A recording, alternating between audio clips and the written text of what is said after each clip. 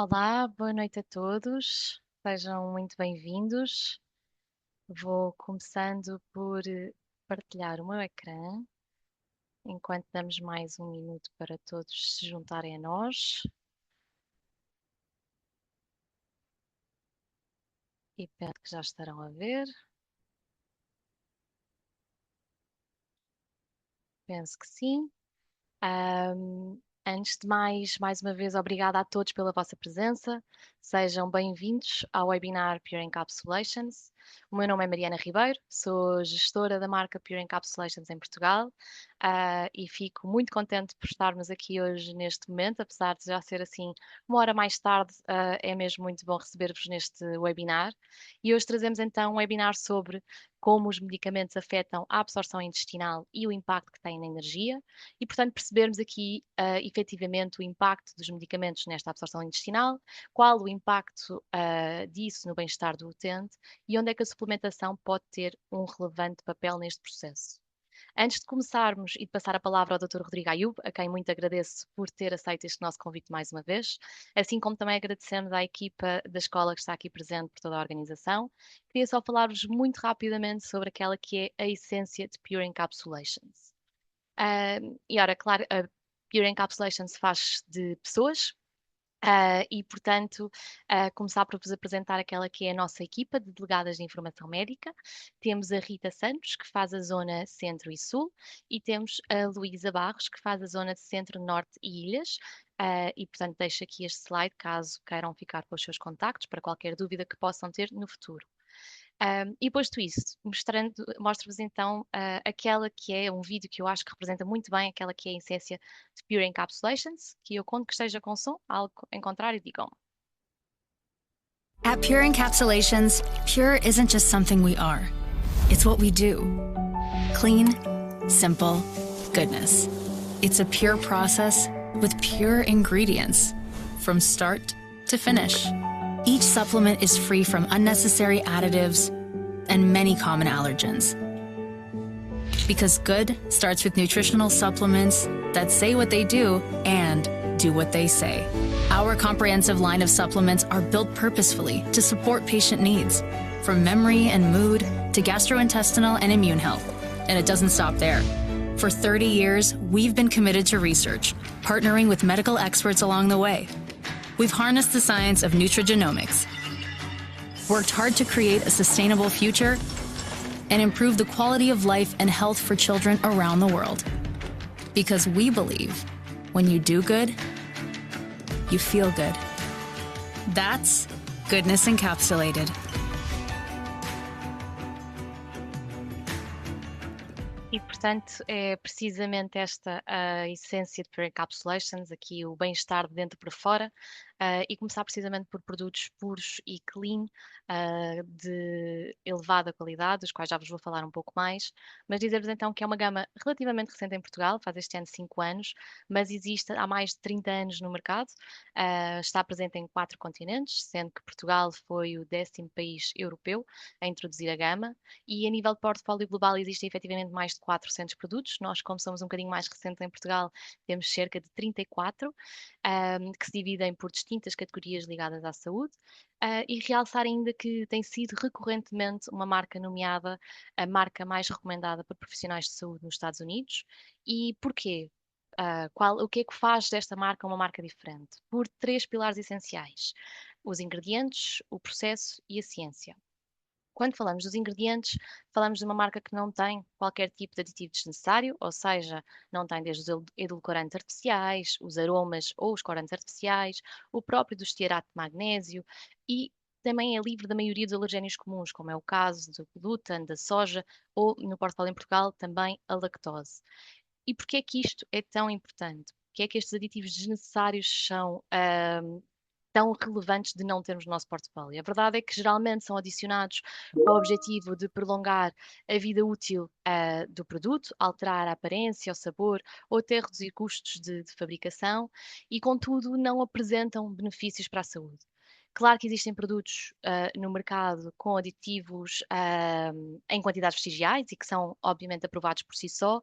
Contudo, onde é que isto se torna um problema é quando ingerimos vários produtos, quando temos essa necessidade e acabamos por aumentar no nosso organismo aquilo que devia estar apenas em quantidades vestigiais e deixa de estar. E aí esses aditivos podem tornar-se efetivamente prejudiciais, pelo menos benefícios para a saúde não estão comprovados. E em Pure temos efetivamente a segurança de saber que podemos tomar vários suplementos, consoante as nossas necessidades, claro, que não vamos acumular estes aditivos porque eles nem sequer existem, é como o próprio slogan da marca diz, tudo o que precisa e nada do que não precisa. E isso vê-se precisamente nos rótulos dos nossos produtos. Aqui temos o caso do magnésio, em cima temos o rótulo de outros magnésios, de outras marcas, onde salientámos aqui os famosos ES, os aditivos, e em baixo o rótulo precisamente do nosso magnésio, bisglicinato de magnésio, portanto também o sal mais biodisponível de magnésio, que é efetivamente apenas isso, bisglicinato de magnésio, o agente de revestimento que é uma cápsula vegetal e o antioxidante. E portanto esta transparência reflete-se precisamente nos rótulos também. Para além dos ingredientes, falei-vos também do processo, e quando falamos do processo de fabrico de alto controle de qualidade, onde existem auditorias constantes realizadas por laboratórios independentes que certificam precisamente a eficácia e a pureza das matérias-primas.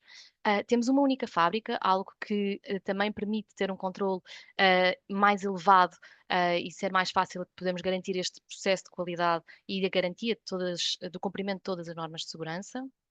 E ainda temos inspeções recorrentes e uma preocupação muito grande pela formação contínua de todos os colaboradores, isto vai desde a fábrica até às equipas de terreno, e portanto aquilo que chamamos de processo Pure reflete-se precisamente num processo rigoroso de controle desta qualidade. E por fim, o terceiro pilar, a ciência. A ciência é um pilar muito, muito importante para Pure Encapsulations.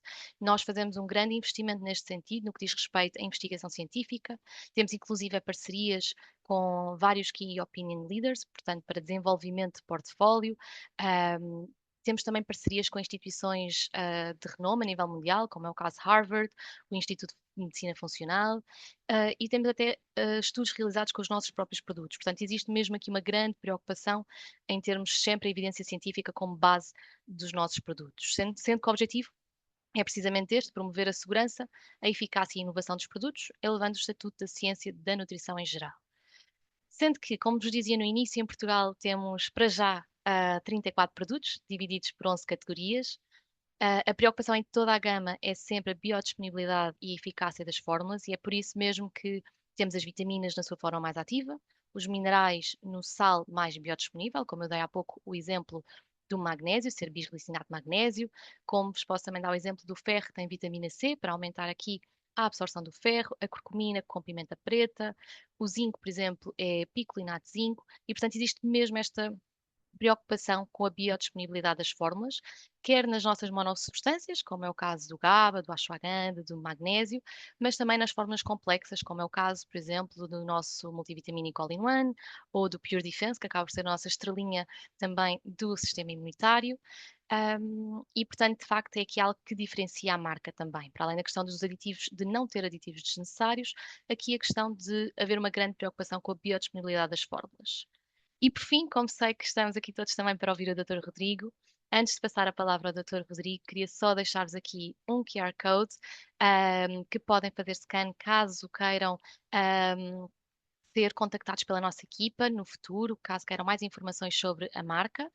E enquanto deixo o QR Code só mais uns segundos para todos os que tiverem interesse, vou apresentando e introduzir aqui o Dr. Rodrigo Ayub, que é médico ortomolecular, pós-graduado em Medicina e Cirurgia Cosmética, professor da pós-graduação de Modulação Hormonal em Portugal e criador do Clube Ayub e do Método de Emagrecimento Saudável, um curso com 5 anos e mais de 4.000 alunos.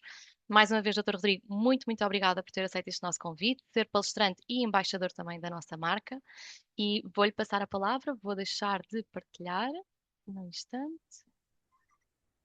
Boa noite, Mariana. Boa noite, pessoal. Muito obrigado aí pela presença de centenas de pessoas. Fico aí muito honrado aí com a presença de todos vocês essa hora da noite. Era para todo mundo já estar dormindo, se preparando para tal. Eu com certeza estaria terminando minhas consultas, normalmente é o que eu faço. Obrigado aí, Mariana, pela apresentação. Obrigado também pela representação da Pure e por mais um ano, né, me convidou para ser embaixador da marca aqui em Portugal, que eu aceitei com muito prazer, porque realmente é uma marca que eu tenho muita afinidade, gosto muito, utilizo na minha rotina. Estou eu aqui com o meu All-in-One, aqui a cúrcuma, uso muitos produtos em mim, nos meus familiares e nos meus pacientes. Já conheci a Pure de longa data, por referências de profissionais americanos que eu tenho muito conceito. E quando ela entrou aqui em Portugal, eu fiquei muito feliz e com certeza estou aqui participando da promoção de produtos de qualidade no nosso país. Então, muito obrigado aí por ter considerado e ser convidado de novo para ser embaixador.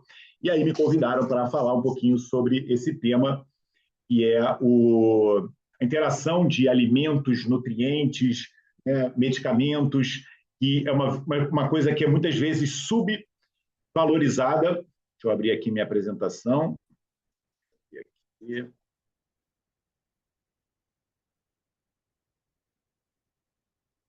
Já estão vendo? Está direitinho? Acho que está, né? Já está em então, modo apresentação.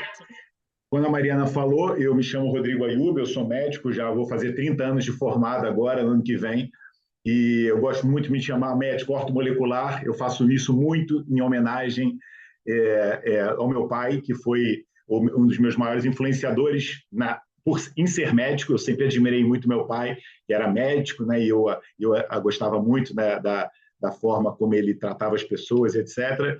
E depois que eu resolvi ser médico na faculdade de medicina, ainda durante o curso de medicina, eu comecei a acompanhar meu pai e outro grupo de médicos que na década de 90 já praticava muito essa abordagem da medicina, que é basicamente um braço da medicina que pensa muito em fisiologia humana, né, em bioquímica, e eles, né, baseado nos preceitos do Dr. Linus Pauling, que foi um químico ganhador de dois prêmios Nobel, eles começaram a seguir muito esses fundamentos que hoje a gente, né, vê na base de muitas doenças, né, na base de muitos conceitos de medicina. E hoje, graças a Deus também, até com o advento da internet, essa informação foi mais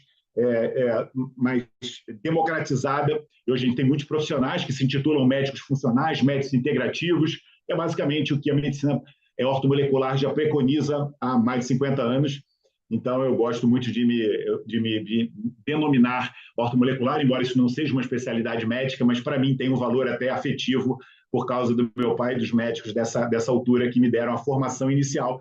Por isso que eu sempre amei fazer medicina, eu gosto muito, é uma paixão minha, porque eu tenho, né, essa visão funcional da medicina. Infelizmente, a gente aprende na faculdade, né, a medicina é muito voltada para o tratamento alopático, né, que é aquele tratamento de olhar para doenças e tratar com sintomáticos, né, tratar sintomas. A grande parte da medicina, não talvez a medicina da urgência, mas principalmente a medicina que trata doenças crônicas, essa é uma medicina que, no meu entender, ela é muito enviesada para única e exclusivamente o uso de remédios, não abordando as principais causas das doenças. E aí é que entra muito a importância dessa aula, né? A alopatia, né? Eu não tenho nada contra a alopatia, inclusive eu utilizo muito a alopatia na minha prática clínica, quando necessário, mas a alopatia ela não pode ser o único e nem o principal braço, né, terapêutico de um profissional. Ela não pode ser, ela tem que ser utilizada, mas você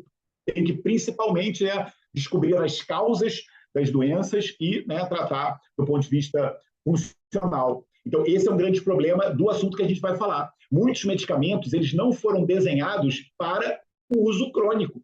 As pessoas usam muitos remédios que deveriam ser usados durante um período curto de tempo, durante muito período, e aí durante muito tempo, e aí ele começa a ser prejudicial, né? A alopatia é fantástica, eu acho que foi, assim como o advento das vacinas, o saneamento básico, né? Foi fundamental para aumentar a expectativa de vida da população, para aumentar o controle de infecções, né? Para tratar epidemias, de uma forma geral, tratar muitas doenças graves, como cancros, com a quimioterapia, a insulina com o diabético com a insulina, e etc. Mas quando você usa, por exemplo, os prazóis da vida, né, os bloqueadores da secreção da acidez do estômago, usa de uma forma, é como se fosse um suplemento vitamínico, né, usa de uma forma crônica, uma vez que essa medicação não foi desenvolvida para isso, a grande maioria, eu posso dizer quase que a totalidade dos pacientes que usam esses prazóis da vida, eles não deveriam usar da forma que eles usam de uma forma, né, contínua e, né, e não mudam a alimentação, não descobrem a causa da doença, não tratam o intestino e etc. E aí realmente, ou às vezes não tratam uma outra condição que está fazendo com que ele tenha que tomar, sei lá, um anti-inflamatório todos os dias, aí usa o omeprazol para compensar isso. Ou seja, a forma como a medicina ela aborda muitas doenças e como usa a alopatia é o que eu não me identifico, tá? E aí isso causa o assunto da aula, que é medicamentos interferindo com a absorção de nutrientes. Mas lembrar que não são só os medicamentos, tá? Muitos alimentos interferem com a absorção de nutrientes, muitos suplementos interferem com a absorção de nutrientes. Vocês viram que a Mariana ela começou a falar na apresentação dela, e ela citou, por exemplo, a Pure Encapsulation ela se diferencia porque ela não tem glúten, porque ela não tem GMO, porque ela não tem o estearato de magnésio. Muitas pessoas nem sabem o que é, mas o estearato de magnésio, né, ele não é um magnésio que seja bom para a nossa saúde, como o citrato e a glicina. O estearato ele é um lubrificante utilizado em muitas cápsulas, mas ele tem uma série de efeitos colaterais, tá? Inclusive em alguns artigos mostrando que existe uma toxicidade muito elevada. Ele gera náuseas, ele gera alergias, mas o principal problema do estearato de magnésio, que existem suplementos, né, principalmente de baixa qualidade, é porque eles criam um biofilme intestinal que interfere com a absorção de alguns nutrientes. Então, você usa um suplemento, né, que tem uma substância que é sabidamente uma substância que interfere com a absorção de outras substâncias. Então, você vê que mesmo suplementos de má qualidade podem atrapalhar a absorção de mesmo, por incrível que pareça, nutrientes que tem no próprio suplemento, né? Então, isso é a baixa qualidade de produtos que realmente, nesse mundo de suplementos, em que o controle muitas vezes é escasso, é muito complicado. Então, a gente tem que ter muita atenção a isso. Lembrar que muitos nutrientes, né, muitos alimentos interferem com nutrientes. A gente tem exemplo, a cafeína, a gente sabe que interfere com a absorção do ferro, assim como os taninos também do vinho tinto interferem. Oxalatos, né? A gente ouve muito falar, não pode tomar muito espinafre, que você tem mais risco de ter uma pedra no rim. E é verdade, né? Os oxalatos, eles se ligam ao cálcio, formando complexos que muitas vezes são insolúveis. E aí você forma cálculos de oxalato de cálcio se você tiver um consumo exagerado de oxalatos. Os feijões têm os fitatos, né, que são chamados de antinutrientes. Então, se você está comendo um feijão e você não aprende, como eu ensino lá no MES, a demolhar o feijão, a germinar o feijão, para você tirar esses antinutrientes, você come o feijão e tem uma alteração da absorção de, por exemplo, ferro e outros nutrientes pelo intestino. A gente tem as brássicas, né? Muito conhecido também o efeito goitrogênico de alimentos como a couve de Bruxelas, o espinafre, o repolho, que se você comer em excesso, você pode interferir com a absorção do iodo, né? E pode dar um problema na tireoide, é chamado os alimentos goitrogênicos. O álcool, né? O beriberi, uma doença que pode acontecer com a deficiência de vitamina B1 por causa do excesso do alcoolismo, né? O excesso de álcool que interfere com isso.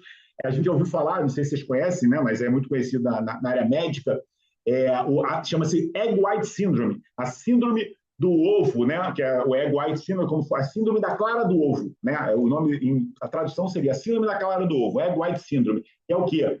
É a alteração da absorção da biotina.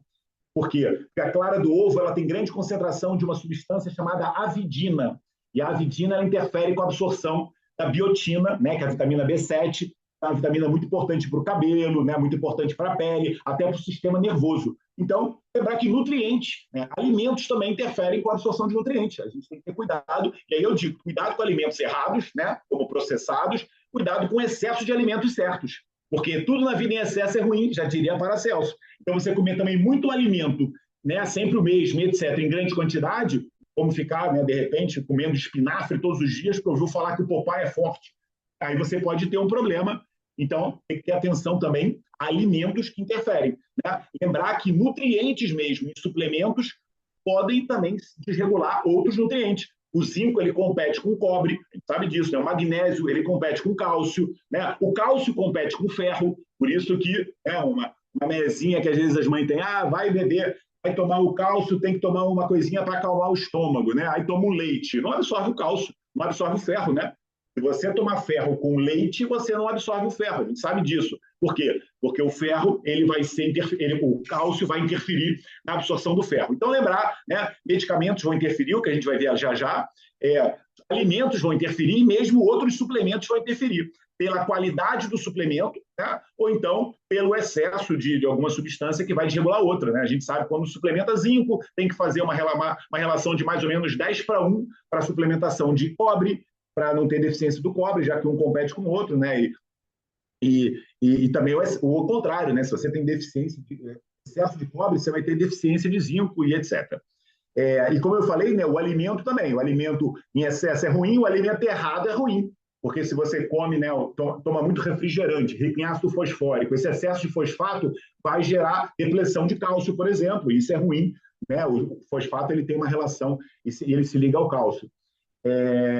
Se você come alimentos com emulsificantes, né, aquelas porcarias de gelados, né, que as pessoas, mas eu só como gelado light. Né, o gelado cheio de carboximetilcelulose, polissorbato 80, emulsificantes que vão emulsificar o gelado e também a mucosa do seu intestino. E aí você começa a ter a mucosa destruída, começa a ter leaky gut, começa a ter má absorção de nutrientes. Então, cuidado com alimentos processados. A gente sabe que isso deve ser excluído da sua alimentação, porque eles geram um monte de problema, mas deixa eu passar aqui os slides, senão a gente fica aqui até amanhã falando. Aqui é meu diploma, né, de ortomolecular, que eu também gosto de colocar, por causa das minhas pessoas. Terei que o meu primeiro curso de ortomolecular já tem mais de 30 anos, foi há 31 anos que eu fiz lá do Instituto Dr. Elion Pova, que era amigo e paciente do meu pai. Como os medicamentos alteram a absorção do nutriente, vamos falar. Então, é exatamente aquilo que eu falei, né? A alopatia tem o seu papel, é necessário. O doutor Rodrigo não é anti-alopatia, o doutor Rodrigo não é anti-vacinas, eu não sou anti-nada. Eu sou anti os excessos, eu sou anti, né, os fundamentalismos e também sou anti você, né? Só tem uma ferramenta, né? Porque para todo prego, para todo martelo, o problema é prego, aquelas frases, né? Não sei se é isso.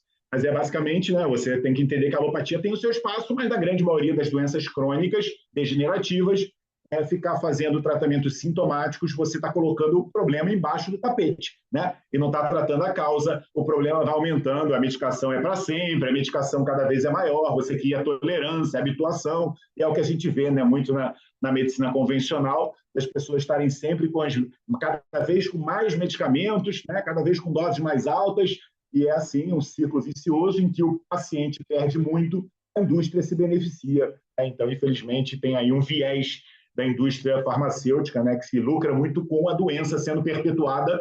Né? Se você trata a doença, né, gera cura, só quem ganha é o paciente, o resto né, da sociedade econômica perde. Aí é o que eu falo, né, o excesso de nutrientes a partir de suplementos tem que ter muito cuidado, né?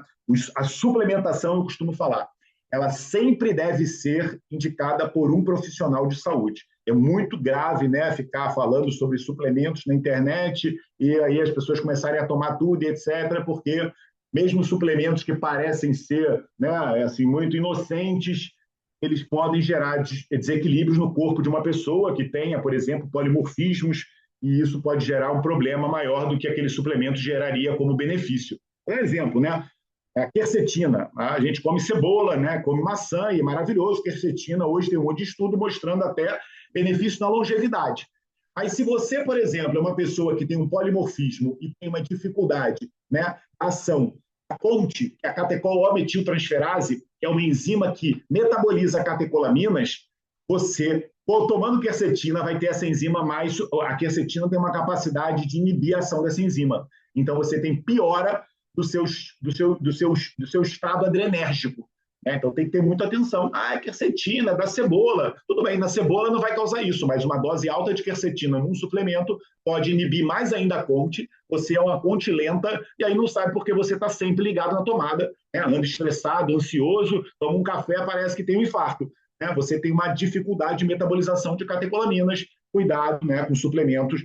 Tem que ser sempre orientado por um profissional de saúde, um farmacêutico, um nutricionista, um médico, qualquer profissional que saiba, né, indicar é fundamental. Então, a suplementação, qualquer uma que seja, eu acho que tem que ter indicação do médico. Ah, mas doutor, mas eu só tomo vitamina D, né? Mas aí não tem problema nenhum. Aí você toma altíssimas doses de vitamina D. Pode ser que você nem precise de uma dose tão alta, mas você ouviu falar que a vitamina D é um remédio, e né? Mas tem que ter cuidado. Você começa a espolhar magnésio. Todas as enzimas de ativação da vitamina D, elas são magnésio dependentes. A 25-hidroxilase, a 1-alfa-hidroxilase, a 24-hidroxilase, que metaboliza a vitamina D, são todas magnésio dependentes. O excesso de vitamina D vai fazer com que o seu corpo ative mais e faz com que você tenha depressão de magnésio. E não pode. Né? Toda a vitamina D, teoricamente, devia ser suplementada com magnésio. Preferência da Pure, que o glicinato tem absorção maior. Mas, e não é o óxido de magnésio, né? não é o cloreto de magnésio, são magnésios com boa biodisponibilidade. Lembra que eu falei, isso aqui é Paracelso, lembrar sempre disso, né? O veneno está na dose, qualquer coisa, né? Acabei de citar alimentos que podem interferir com a absorção de nutrientes, e isso serve para qualquer coisa, inclusive para medicamentos. Aqui um artigo mostrando, né, sobre parâmetros bioquímicos e farmacológicos da nutrição, e fala sempre, né, a interação, as drogas, né, são um dos pilares, além de estados de saúde, né, alterações da absorção intestinal, disfagias, etc., existe a interação de substâncias, né, é o motivo dessa aula, com a absorção de nutrientes, que é o que a gente vai falar. E aqui esse artigo ele mostra exatamente isso, né? Quando você tem o uso oral de drogas, você sempre tem que levar em consideração características do hospedeiro, como, por exemplo, né, características genéticas, acabei de falar, da COMT lenta, né, e a quercetina, aqui podia ficar horas falando dessas interações que existem, das características metabólicas, né, então, como estão funcionando os órgãos que trabalham no metabolismo das substâncias, né, o fígado principalmente, mas também o rim, também o intestino, e o trato intestinal, né, que aqui cita como o trato intestinal, o gut anatomy, né? Mas é basicamente o trato gastrointestinal todo, né? Toda a sua estrutura, desde a boca, né, até o ânus, toda essa estrutura, ela não é só o intestino, né? É a anatomia de todo o trato gastrointestinal que tem que ser levado em consideração em relação ao hospedeiro. E aí tem o outro lado, né? Que aí muito do conhecimento que a gente tem, principalmente depois do final do projeto Microbioma em 2015, a gente já tem mais de 10 anos que a medicina mudou, né? Porque agora a gente sempre tem que olhar para a nossa microbiota intestinal. E aqui mostrando, né, como a microbiota pode interferir na metabolização dos medicamentos, né, na absorção deles, etc, etc. Depois, aí, quem quiser ler esse artigo, eu coloquei aqui, porque esse artigo é fantástico. E aqui fala também, né, especificamente sobre alguns medicamentos, mostrando, né, que, por exemplo, aqui, a metformina, ela pode interferir com a estrutura da sua microbiota, né? Então, existem medicamentos que eles vão gerar uma alteração da estrutura da microbiota, né? Podem gerar uma disbiose, pode gerar uma alteração do perfil dos filos que você tem na sua microbiota, e como também os nutrientes podem ser metabolizados pelo nosso corpo e pelo nosso intestino, e as bactérias intestinais modificarem esse medicamento. E a ação deles vai ser de acordo com a sua microbiota intestinal. A sua microbiota, algumas bactérias, ela tem a capacidade de modificar, né, criar um metabólito que vai ser o metabólito de ação daqueles medicamentos. E aí explica muito, por exemplo, um dos grandes exemplos disso é a digoxina, né, o digitalis, né, aqui o Lanoxin, é muito utilizado para pessoas que têm uma diminuição da contratilidade cardíaca, etc., né, porque ele estimula no cardiomiócito, né, a contratilidade cardíaca, né, uma substância extraída do digital, né, de uma planta, e aí você tem ali a contratilidade cardíaca. Mas existem pessoas com determinadas bactérias da microbiota intestinal e quando passa a digoxina no intestino, ela gera um metabólito que não é ativo. E aí você tem aquele paciente que você fez a medicação e ele não teve o resultado. E aí você aumenta a dose, o negócio não funciona, etc. Na verdade, hoje, com conhecimento, né, em pleno século XXI, 2026, projeto Microbioma Humano já cada vez mais estudado, né, estudos no PubMed que não acabam, você já sabe que um dos olhares que você tem que ter nesse paciente em que a medicação não atuou como deveria, você sempre tem que lembrar do intestino e da sua microbiota intestinal, porque ali tem uma série de micro-organismos que têm a capacidade de produzir vitaminas, metabolizar substâncias, metabolizar hormônios, né? Eu estava agora dando aula semana passada, ensinando para alunos, né, que a testosterona ela é altamente influenciada pelo metabolismo do seu intestino, porque não só a testosterona ela sofre a ação da beta-glucuronidase, que é uma enzima, já que a glucuronização é a principal via de metabolização da testosterona, do estradiol, etc., você também tem algumas bactérias que elas expressam enzimas que metabolizam a testosterona, né? Uma chama-se 3-beta-hidroxisteroide desidrogenase. Então, vai transformar a testosterona na androstenediona, que é uma testosterona mais leve. Então, você consegue enfraquecer os níveis de testosterona daquele paciente por uma metabolização maior e também por uma conversão enzimática para formas menos potentes. É um hormônio com uma potência de receptor mais fraca. Por quê? Porque você colocou hidrogênio num carbono 3 no caso, da 3-beta-hidrox, ela faz isso, coloca carbonos na testo, né? A bactéria expressa essa enzima que modifica a estrutura da testosterona e enfraquece ela. Isso a gente sabe que o intestino faz hoje. Então, na verdade, né, é todo aquele mecanismo de você toma a medicação pela boca e você vai saber que ela vai ter alteração, né, da dissolução dela no estômago, por exemplo, com a comida que você come junto com aquela substância, com o pH daquele estômago, passa para o intestino, e aí o pH do estômago, do intestino, como é que está aquela mucosa, como é que está aquela microbiota, como é que está toda aquela estrutura epitelial e das vilosidades, etc. E aí é isso, você vai passando ao longo de todo o intestino, a biodisponibilidade de um nutriente, de um alimento, seja lá o que for, é interferido, né, por todos esses parâmetros, né? O pH do estômago, a viabilidade da sua microbiota intestinal, a estrutura do seu epitélio intestinal, e etc, etc. E aí, né, aí vem a aula em que a gente vai falar sobre isso, né? A gente vai falar como é que alguns medicamentos eles vão interferir com esse processo todo, né? Interferindo nesses processos, no estômago, né? na absorção do intestino, né? Ou até mesmo na microbiota intestinal. Isso gera lá todas as alterações. Aqui depois tem, para quem quiser ler esse artigo, ele fala aqui, resumido, em detalhes, né, todas as áreas, né, no estômago, pH, como é que isso varia, depois no intestino delgado, no intestino grosso, na microbiota. Então, ele explica aqui várias das alterações da fisiopatologia, né, de fatores em relação à absorção de suplementos e de medicamentos. Então, vamos lá. Um dos primeiros pilares, né, uma das primeiras coisas que a gente observa, atenção que eu aqui não vou falar de tudo, é impossível, né, numa aula de 1 hora, explicar todas essas interações e falar de todos os medicamentos, etc. Não, é muita coisa. Vou falar de alguns, talvez os principais e os mais utilizados. Alteração do pH gástrico, né? Já falei, isso é um dos mais frequentes, todo mundo sabe isso. Você está utilizando os prazóis da vida, ou mesmo antiácidos com hidróxido de alumínio, né? Ou mesmo os antigos, né? Os estaminérgicos, como a ranitidina, cimetidina, etc., interfere com o mecanismo fisiológico de produção de ácido do estômago para os fins, né, que esse ácido existe no nosso estômago. A natureza colocou o nosso estômago com um pH muito baixo, altíssimo, com uma mucosa com uma capacidade fantástica de proteção das nossas células, ou seja, quando você tem uma úlcera, quando você tem uma sepsia, né, quando você tem esses sintomas, aconteceu ali algum problema estrutural e o problema não foi o excesso do ácido. Tá? O ácido ali ele tem uma função muito importante no nosso corpo. Então, baixar a acidez é a mesma coisa que quando você tem um incêndio e você resolve desligar o alarme. Né? Você não tratou o problema.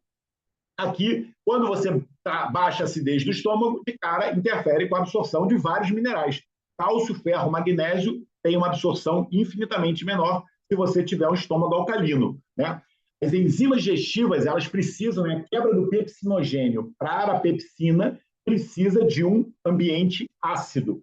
Se você não tem essa transformação do pepsinogênio em pepsina, você não consegue tomar, absorver e quebrar as proteínas. Então, você está tomando whey protein, né, e você não vai ter absorção como deveria, né? Você está comendo carne, você está comendo ovo, e você vai ter ali um déficit de absorção de proteínas. Hoje já se sabe, está mais do que citado na literatura, sarcopenia em usuários crônicos dos prazóis da vida. E um dos mais conhecidos é a absorção da vitamina B12, né? Você precisa do fator intrínseco, né? E que o fator extrínseco é B12. Sem o fator intrínseco, você não consegue absorver a B12. E a hipocloridria, né? A acidez baixa, faz com que você tenha isso. Na grande verdade, né? A grande maioria dos idosos, muitos que usam bloqueadores de prótons, já tem acidez baixa, né? É normal a hipocloridria no idoso por vários mecanismos, baixa da secreção da gastrina, inclusive pela disfunção da tireoide, né? Porque a tireoide é uma glândula que vai diminuindo a função ao longo da vida, faz parte. A tireoide é um dos principais estimuladores da produção de ácido gástrico. Então, uma disfunção tireoidiana já gera uma hipocloridria, e aí vai a baixa da acidez do estômago já dificulta o fechamento do esfíncter esofagiano superior. Então, muitas vezes, a pessoa começa a ter uma sensação de refluxo e uma azia, e, na verdade, é pela baixa da acidez e não pelo excesso. Você baixa mais ainda com bloqueador de prótons, melhora os sintomas, mas piora a doença. É aquilo que eu falo, é sempre colocar a poeira embaixo do tapete, vai pagar um preço isso no futuro. No caso do idoso, paga-se muito com esses problemas, sarcopenia, osteoporose, etc, etc. Vou dar aqui uma alternativa super natural, o omeprazol. Chá de espinheira santa é impressionante, tá? Na minha prática clínica de muitos e muitos anos, eu uso chá de espinheira santa e é impressionante. A pessoa, em vez de ficar tomando café de 3 em 3 horas, né, que é o estímulo adrenérgico, que vai atrapalhar a função tiroidiana, vai fazer com que você tenha piora da mucosa gástrica, etc., você manda ela trocar algum desses cafés por chá de espinheira santa. O chá de espinheira santa ele ajuda a restituir a mucosa gástrica de forma bem fisiológica, melhora muito os sintomas de acidez e refluxo. Da natureza não tem efeito colateral nenhum, só se tomar litros de chá, mas ninguém vai fazer isso, nem dá.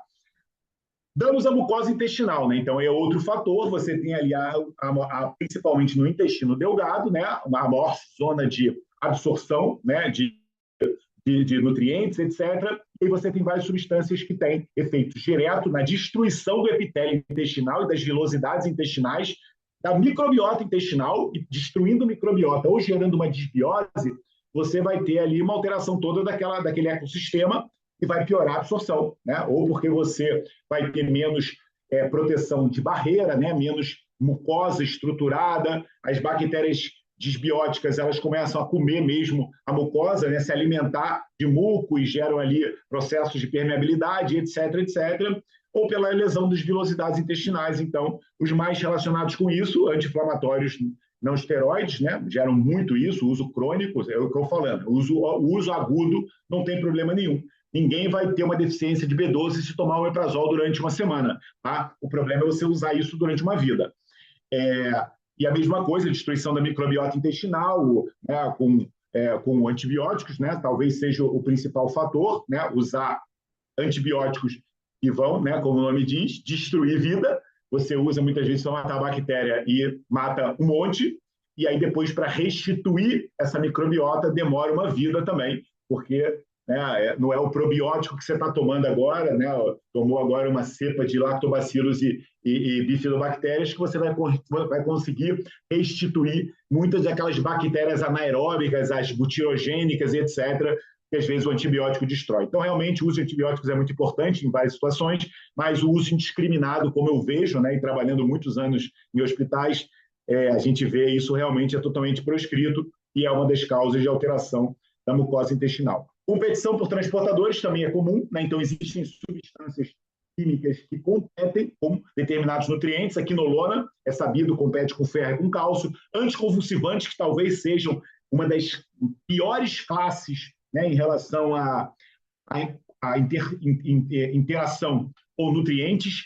Os mais descritos com cálcio e a vitamina D, muito relacionados com problemas de osteoporose, os pacientes que usam anticonvulsivantes, e mais uma vez aí uma coisa meio, né, assimétrica, porque a vitamina D é muito estudada para melhorar estados convulsivos, né? A vitamina D é uma vitamina lipossolúvel que tem grande concentração de receptores no cérebro, ajuda no processo de condutibilidade nervosa, e aí a vitamina D ela é interferida, né, com a absorção, afetada com a utilização de anticonvulsivantes, né, e E pronto, isso daí é um efeito colateral aí muito complicado, anticonvulsivantes interfere com mais coisas, tá? E a metformina também com a B12 é muito conhecido, né? A metformina, o medicamento mais utilizado para, né, tratamento de diabetes tipo 2, a primeira linha de tratamento é uma substância que interfere com uma das vitaminas mais importantes do nosso corpo. A vitamina B12, ela não atua em tantas enzimas,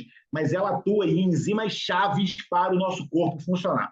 É uma vitamina fundamental, né? Sem ela você não tem ali a remetilação, você tem a vitamina B12, ela é chave, né? Ela é muito importante, por isso que você tem grandes doenças e graves doenças pela deficiência de B12. Metformina está muito relacionada com deficiência de B12, então você imagina, né? A pessoa que toma omeprazol e metformina, que existe muito, né? Os idosos, etc., usando isso, tem ali um déficit de B12, você pede no sangue, é outra coisa que acontece muito, está no sangue, valor de referência, entre 150 a 800. Aí a pessoa tem 230 e a B12 está ótima, o médico manda ir embora para casa e está tudo bem. 230 de vitamina B12 no sangue, nunca na vida dá níveis intracelulares. A gente calcula que os níveis celulares são bons com níveis no sangue acima de 600 a 800, né? Podendo chegar a 1.000 em alguns estudos, os níveis ótimos. E está até fora do intervalo de referência do laboratório. Mas, infelizmente, né, é a verdade que a gente hoje vive os valores de referência laboratórios têm que ser todos revisados, porque aquilo ali atrapalha mais do que ajuda. Diminuir a motilidade intestinal, né, vai favorecer, por exemplo, o aparecimento de SIBO, a disbiose intestinal, né, aquela motilidade alterada, gera uma série de condições de intestinais que vão interferir com a absorção de nutrientes. Excesso de bactérias é o que eu falei, consomem mais nutrientes, consomem mucosa intestinal, elas alteram o pH do intestino, gerando também alterações, assim como o estômago, no intestino também precisa ter um pH ótimo, cada porção do intestino tem o seu pH ótimo para ter a absorção dos nutrientes. Se você tem ali uma disbiose intestinal, essa disbiose gera alteração do pH e aí não tem absorção. Opioides, antidiarreicos e anticolinérgicos são substâncias que geram isso. Quando eu falo anticolinérgico, por exemplo, antidepressivos, como os tricíclicos, antipsicóticos, como a olanzapina, né? São todas substâncias anticolinérgicas, né? Além de anticolinérgicos, você pode usar também os buscopans, o abuso de buscopans da vida, de cepel, essas coisas, mas lembrar que existem medicamentos psicotrópicos que são anticolinérgicos, né? A amitriptilina é um dos mais famosos, mas também muitos antipsicóticos, né? Aí a olanzapina é um dos principais, mas a clorpromazina também tem esse efeito, e etc. A quetiapina, etc. Inibição de enzimas digestivas, então você tem medicamentos, né, que usam para esse fim mesmo, né? O Orlistat, por exemplo, o famoso Xenical utilizado para emagrecimento, ele inibe a lipase, e você vai ter dificuldade de absorção das vitaminas lipossolúveis, né? Você tem ali inibição da enzima que vai quebrar a gordura. A carbose, né, que interfere com a absorção de amido, né? Na verdade, ela interfere com a amilase, alfa-amilase, e aí você vai ter inibição de absorção de glicose. Então, muitos suplementos que as pessoas usam, pré-treinos, atletas usam com várias fontes de glicose, você pode ter ali interferência na absorção de alguns nutrientes. E os antivirais também têm esse efeito de diminuir a absorção, de diminuir a ação de algumas enzimas, tá? Bloqueio, por exemplo, aqui da absorção de proteínas, também eu falei, quando você inibe proteases, e como, por exemplo, quando baixa a acidez do estômago. Relação de nutrientes é aquele efeito de você se ligar a nutrientes, né, e não deixar que eles sejam absorvidos por um processo de quelação. O mais famoso é a tetraciclina, a gente sabe, lá eu aprendi na escola, não se bebe, não se toma antibiótico com leite, porque a tetraciclina, a ciprofloxacina tem essa interação com o cálcio, né, mas não só o cálcio, o ferro e o magnésio também, não vai ter absorção. E também o bisfosfonato, né? Olha que coisa também, né, assimétrica. Você tomar esses medicamentos para osteoporose, que no meu entender, são medicações esquizofrênicas, né, porque você não deve inibir o osteoclasto. O processo de reabsorção óssea faz parte da regeneração do osso. Quando você bloqueia o osteoclasto, você deixa o osso velho ficar acumulado. A curto prazo, você tem um osso mais bonito na densitometria, mas a longo prazo você vai ter um osso velho. Se você tem hoje dentistas que fazem implantes, se você fala na anamnese que você toma bisfosfonatos, né, Há mais de 5 anos, o dentista não faz seu implante, porque ele sabe que o implante não vai pegar nesse osso velho. Então, muito cuidado, né, com o uso de bisfosfonatos. Na minha prática clínica, eu consigo melhorar muito, né, e inverter o processo de perda óssea dos meus pacientes com suplementação hormonal, né, com suplementação nutricional, magnésio, ferro, magnésio, cálcio, vitamina D, vitamina K2, e com estilo de vida, mandar fazer atividade física fundamental. Quanto mais o impacto no osso, mais ele se regenera. Então, cuidado aí com esses medicamentos quelantes, tá? Outros mecanismos, a gente sabe, a estatina, né? Ela inibe a produção da coenzima Q10, aí é um processo enzimático, né? O ciclo do mevalonato. O ciclo do mevalonato, ele tem logo lá no início uma coenzima chamada hidroximetilglutaril coenzima A-redutase, HMG-CoA-redutase, hidroximetilglutaril coenzima A-redutase, que é uma enzima inibida pela estatina. Quando você inibe essa enzima, toda a cascata do mevalonato ele para, né? Ou diminui. Alguns estudos mostram que você tem diminuição de até 60% da produção de coenzima Q10 quando você toma estatina. Se tiver que usar, porque um paciente tem um risco cardíaco, tudo bem, pode usar, eu acho que tem que usar, aliás. Mas aí você tem que suplementar a coenzima Q10 e, infelizmente, a maioria dos cardiologistas não faz isso. E o que eu vejo na prática é que a maioria das pessoas, a maioria, toma estatina sem necessidade, porque ela não foi desenhada para baixar o colesterol, ela foi desenhada para baixar o risco cardíaco. Né? Pessoas com colesterol alto, mas sem risco cardíaco, né? Um HDL de 80, né? Uma LDL oxidada baixa, uma lipoproteína baixa, um triglicerídeo baixo, essa pessoa não tem que tratar o colesterol com estatina, ela tem que corrigir a causa. Pode ser um problema da tireoide, pode ser um déficit hormonal, pode ser um excesso de cortisol, né? Várias causas de aumentar a produção de colesterol pelo fígado, tá? E você trata com remédio e, mais uma vez, coloca poeira embaixo do tapete. Diuréticos, a gente sabe, né? Principalmente os diuréticos de alça, eles expoliam todos os minerais, então potássio, magnésio, cálcio, vai tudo embora junto com o diurético, né? Junto com a água. Então, cuidado com os furosemidas da vida, o uso crônico também é comum, a gente usar furosemida como se fosse, né, vitamina C, e outros que podem interferir com minerais, a espironolactona, já aumentando a absorção do potássio, né, expoliando sódio, etc. Corticoides, que também podem interferir com a perda renal de cálcio, interferir com a absorção de vitamina D, tá? Por um mecanismo direto de receptores e também por um mecanismo indireto, por exemplo, por a inibição de enzimas que vão formar a aldosterona. Tá? Existe uma enzima mitocondrial chamada aldosterona sintetase, que ela é interferida com o excesso de glicocorticoides, até porque o estímulo indireto dessa enzima é feito pelo ACTH. E quando você toma corticoide, pelo excesso do estímulo de receptor dos corticoides, você tem inibição do eixo, é um feedback negativo e diminui o estímulo dessas enzimas todas que vão formar não só o cortisol, como também a aldosterona. Então, todas essas enzimas elas são inibidas pelos corticoides, né? A 11 beta-hidroxilase, a 21 hidroxilase e a aldosterona sintetase, que embora ela seja mais regulada pelo ciclo da renina-angiotensina, né?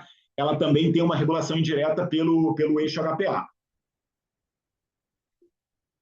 O antigo Bactrim, né, interfere muito com a absorção de ácido fólico, assim como o metotrexate. Graças a Deus é um antibiótico que praticamente já não é utilizado, embora eu ainda veja ser utilizado como primeira linha de infecções urinárias, talvez às vezes médicos que ainda trabalham com 80 anos e que não se reciclaram, né? Usar Bactrim como primeira linha de infecção urinária é grave, porque pela grande capacidade de absorção do ácido fólico e interferência na produção da nossa mielopoiese, né? Produção de células brancas, células vermelhas, etc. Muito cuidado com isso. Laxantes aumentam a perda intestinal, né? Enquanto o diurético é a perda renal, no laxante vai tudo embora pelo seu intestino, muitos nutrientes vão embora junto com as fezes também. Então, o uso indiscriminado de laxantes, né? Como muitas pessoas usam, não é, né? Os CNs da vida, não é ideal.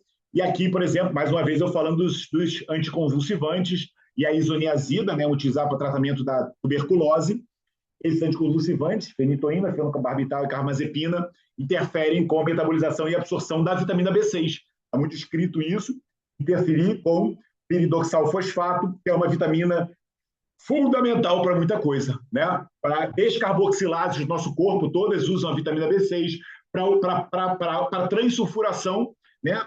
Aquele ciclo que acontece logo depois do ciclo da metilação com a homocisteína, para formar taurina, para formar glutationa, para formar os sulfóxidos, né?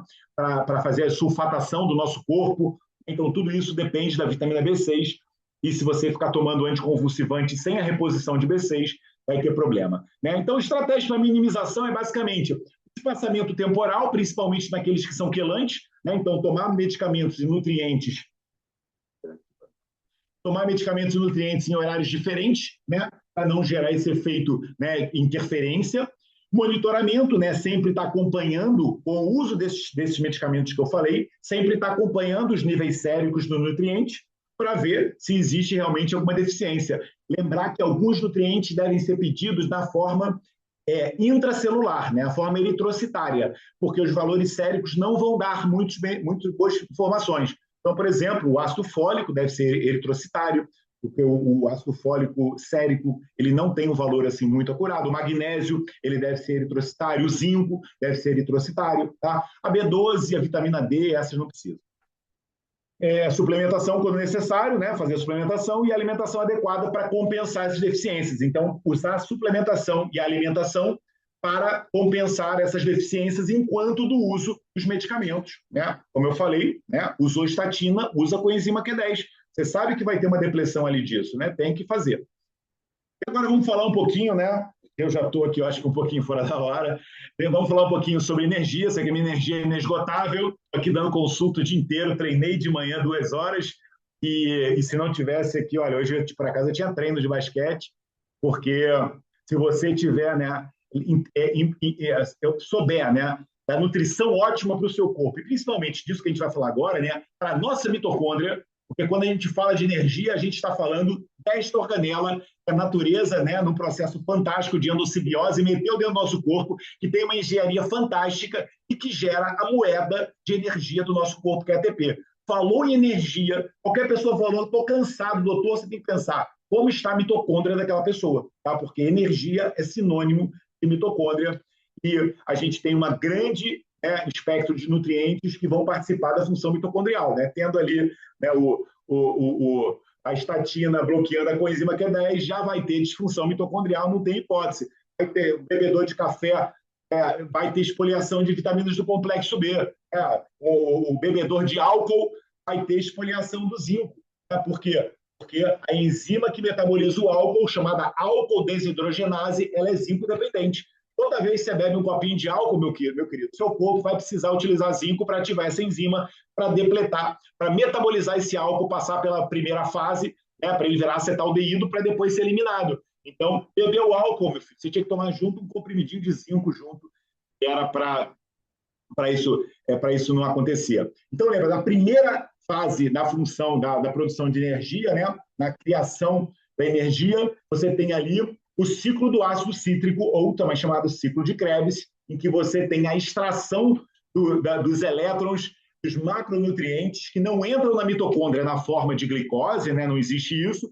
Você primeiro faz a glicólise, a transformação em piruvato. O piruvato entra, mas o que entra no ciclo de Krebs é sempre o acetil-CoA. Tá? Existe um processo enzimático no nosso corpo que transforma o piruvato e os ácidos graxos em acetil-CoA.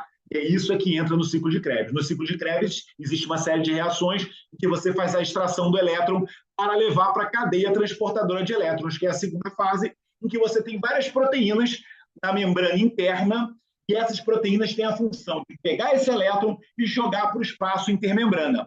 Quando você vai jogando essas proteínas para o espaço intermembrana, que você está vendo aqui, olha, o complexo 1, 4 elétrons, complexo 2, joga para o 3, o 3, 4 elétrons, o complexo 4, 2 elétrons, você fica jogando esses elétrons para o espaço intermembrana até o momento que você chega num gradiente osmótico, em que a pressão osmótica começa a vazar elétrons pelo complexo 5, que é a ATP sintase, que funciona como se fosse um moinho. O que o complexo 5 faz? Ele gira, né? Nesse processo de girar, o ADP, ele, por energia cinética, ele produz e se liga ao mais um fósforo e condensa a energia na forma de ATP. Então, juntou mais um fósforo, o ATP está ali condensada energia cinética gerada pelo gradiente osmótico do espaço intermembrana, que foi os elétrons indo para esse espaço. Então, é uma engenharia assim, fantástica da natureza, mas que para isso você precisa de muitos nutrientes, né? Aqui nessa foto a gente já vê vários.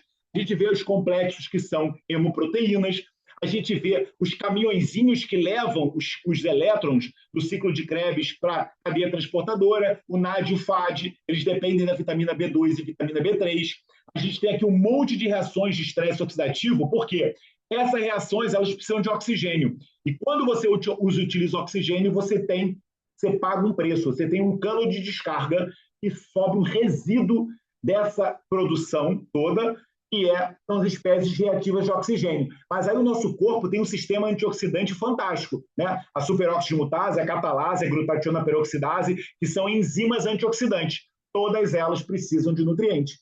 A sódio é zinco, magnésio, cobre, né? A catalase é ferro, a glutationa peroxidase é o selênio. Então você precisa dos nutrientes. Olha quantos nutrientes a gente precisa aqui para todo esse processo funcionar.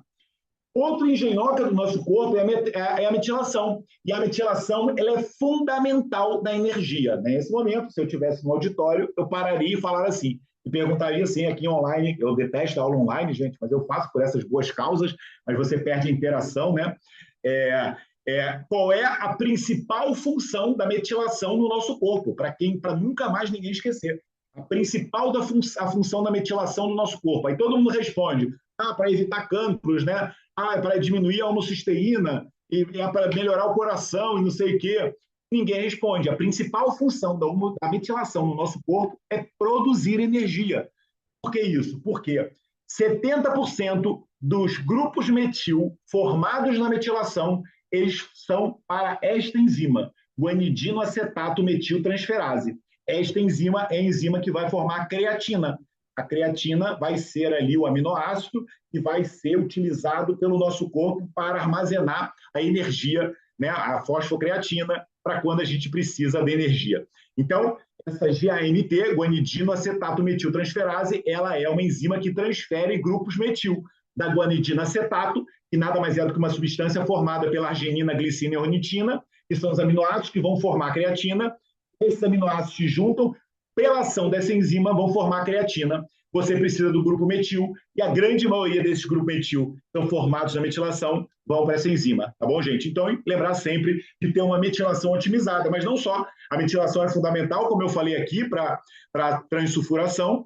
A metilação é fundamental para você ativar todos os aminoácidos para formar os neurotransmissores, né? Então, são as hidroxilases, elas dependem das biopterinas, que são formadas por esse ciclo das biopterinas que está intimamente ligado ao ciclo do folato, tá? Então, basicamente, são mecanismos que estão interrelacionados. Aqui você vê, né, a fenilalanina, a tirosina, o triptofano, a arginina, o óxido nítrico também é formado nessa via. Todos eles precisam da tetrabiopterina, né, que ela é reciclada pelo ciclo do folato. Aqui, os aminoácidos. A tirosina hidroxilase, tá? Ela depende das tetrabiopterinas. A dopa-descarboxilase, lembra que eu falei, ela precisa sempre de vitamina B6. E a dopamina beta-hidroxilase, ela depende de vitamina C. Tá? Então, são várias vitaminas para a gente formar os nossos neurotransmissores. Aqui eu já falei, né? Elas são as enzimas antioxidantes do nosso corpo. E aqui são alguns artigos que eu deixo para depois quem quiser ler.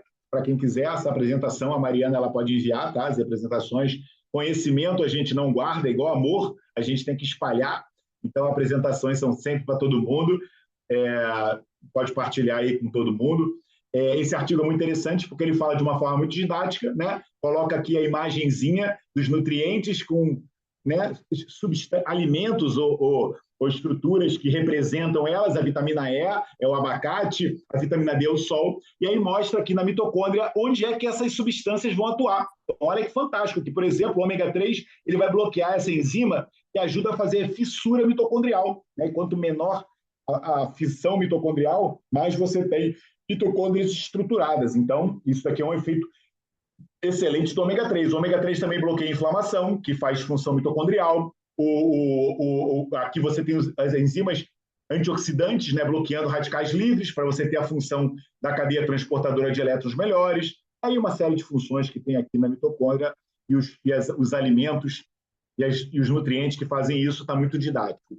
Tá? Aqui tem a lista. O artigo ele faz uma lista de cada nutriente e a função na mitocôndria. Depois, todo mundo lê esse artigo, porque esse artigo é fantástico. Eu não vou ter tempo, infelizmente, aqui de falar um por um, né? Estou atrasado, mas é muito legal. Lembrar disso também, né? Como eu falei, olha, essas 3 enzimas aqui, ó, que estão em vermelho, são enzimas mitocondriais. Então, todo o seu ciclo de produção hormonal ele pode estar afetado se você, desde o início, olha. Essa daqui, chamada CYP11A1, chama-se colesterol liase, é uma desmolase, é uma enzima que quebra o colesterol, né? Ele faz essa quebra dos 27 carbonos, 26, 21 entram para a cascata dos hormônios, 6 vão formar outras substâncias, né? Que vão ser liberadas.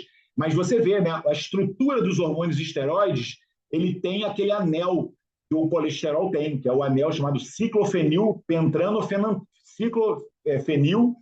peridofenantreno, tá? É aquele complexo de 4 anéis que formam o colesterol e que formam os hormônios esteroides. E aqui você tem as enzimas mitocondriais, que são todas, né, relacionadas com a esteroidogênese e são todas aqui dependendo de uma boa função mitocondrial.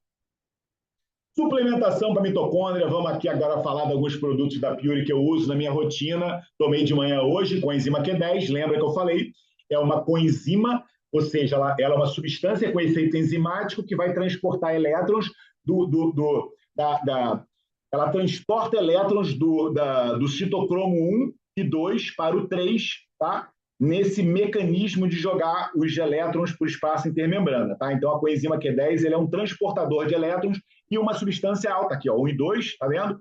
O 3, coenzima Q10 é quem faz esse transporte aqui, e ela é uma substância antioxidante fundamental aqui na mitocôndria, que tem grande estresse oxidativo. Tá? A curcumina, que eu mostrei para vocês, né? Tomo aqui todos os dias minha curcumina, porque ela tem uma série de efeitos positivos, principalmente, né, diminuindo a inflamação. Inflamação é um dos principais fatores de disfunção mitocondrial. Tá? Então, aqui você vê nutrientes como resveratrol, a curcumina e o epigalocatequina galato do chá verde, bloqueando várias vias que melhoram a inflamação, melhoram a energia e melhoram a resposta ao estresse. Então, são mecanismos relacionados com inflamação e energia, e a curcumina está aqui descrita. Aqui também, olha, a curcumina e o resveratrol são esses polifenóis que são os mais citados, que ativam várias vias, olha, a curcumina ativando a glutationa peroxidase, o resveratrol ativando microRNAs anti-inflamatórios, aumentando a sensibilidade à insulina, tudo isso aumentando, melhorando a disfunção mitocondrial e aumentando o tamanho do telômero, tá? Porque quando você modula esse processo, você ativa a telomerase, que é uma enzima que mantém o nosso telômero íntegro e você vai ter mais vida e durante mais anos. Detox NAF2, para quem conhece, me conhece, sabe que é meu queridinho aqui, eu tomo todos os dias, porque eu tenho vários polimorfismos aqui, infelizmente eu posso falar numa próxima aula, né, relacionados com esse suplemento. O Detox NAF2 nada mais é do que um suplemento que tenha concentrado de brócolis, né, porque aí você vai ter 1 miligrama de sulforafano, que é um excelente nutriente para tudo, que tem no broto de brócolis. As glutationas, né, muito importantes, né, não só pelos efeitos antioxidantes, mas por várias vias metabólicas do nosso corpo, aqui, junto com o resveratrol, os dois em fórmulas patenteadas de biodisponibilidade alta, tá? Porque tanto a glutationa quanto o resveratrol, eles não têm boa biodisponibilidade se forem utilizados, né, de qualquer forma.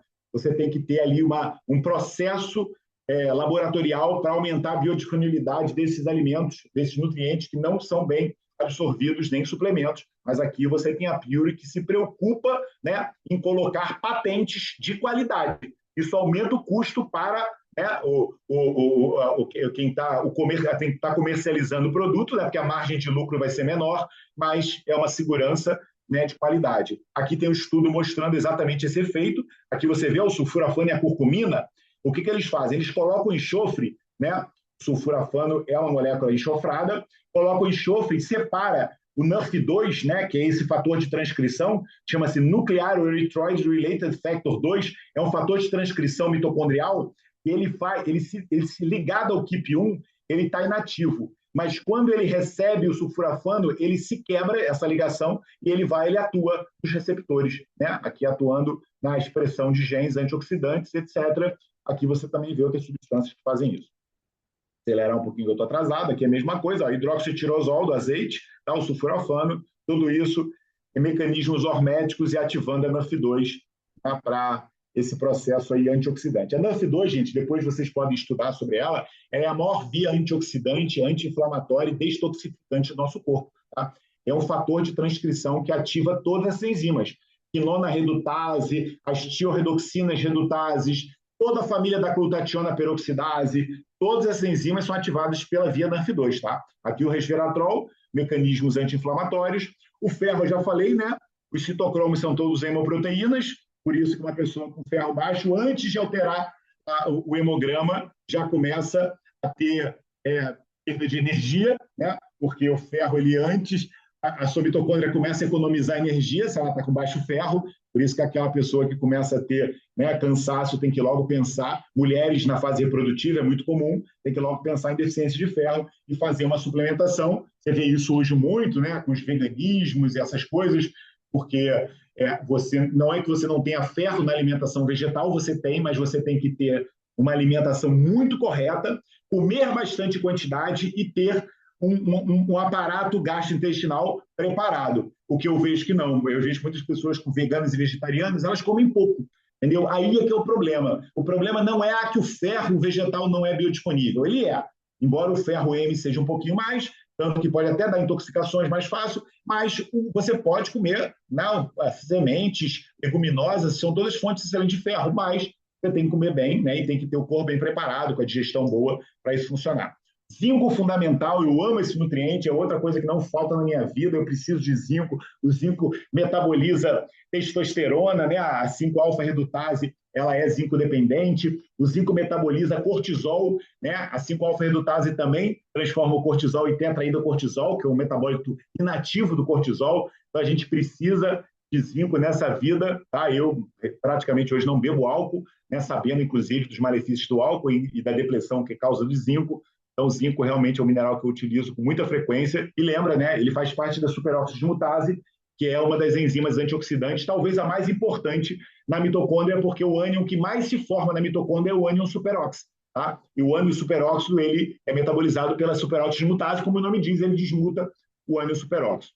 Vitamina C, né, fundamental, né, principalmente pessoas com muita carga de trabalho, estresse, etc.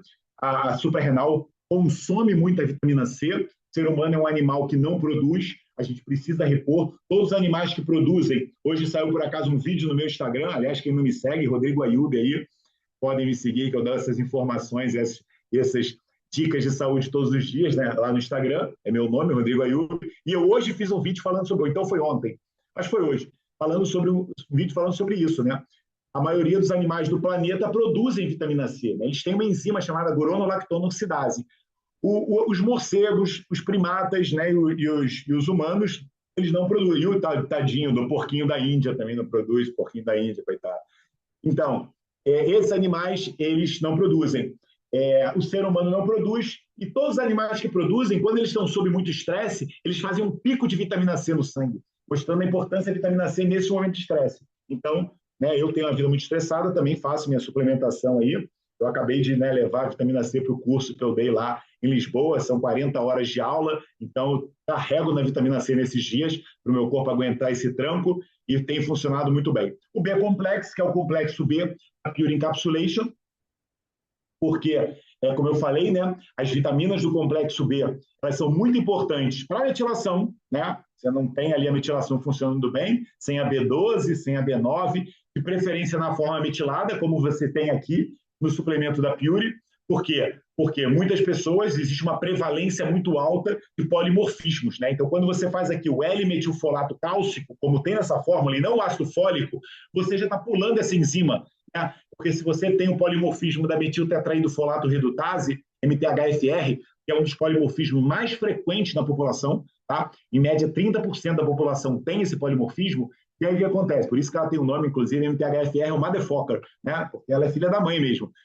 Esse polimorfismo faz com que você não consiga converter para a forma ativa, que é o 5-metilfolato, e a forma que o nosso corpo utiliza. Tá? Ele não utiliza ácido fólico. Então, né, na suplementação, se você não sabe se tem ou não polimorfismo, deve ser feito na forma metilada. E você vê que todas as formas daqui da vitamina B, desde o primeiro suplemento, né, desde a niacina até a metilcobalamina, são as formas mais biodisponíveis. Você aqui não tem cianocobalamina, né? Você não tem o ácido pantotênico, né? Você tem um pantotenato cálcico, que a absorção é maior, não tem o ácido fólico.